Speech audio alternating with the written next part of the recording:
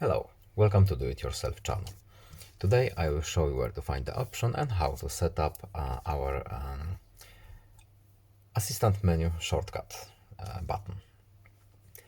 So, where to find assistant menu button? We have to go to settings, then we are looking for accessibility options, and here we have interaction and dexterity. Assistant menu is here. To turn it on, we simply tap this button, we have to allow it. And here is our button, we can move it wherever we want. To set up a shortcut, we have to open this menu, and here we have Assistant Menu Shortcut. Enable it, yes, allow, and what we have here.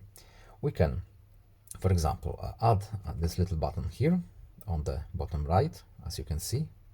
By tapping it, we can turn on and off our Assistant Menu button, or we can alternatively use other two functions. But this is the fastest,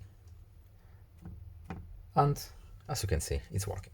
So I hope this video was helpful to you. Please leave a like and subscribe. Have a nice day and see you in the next video. Goodbye.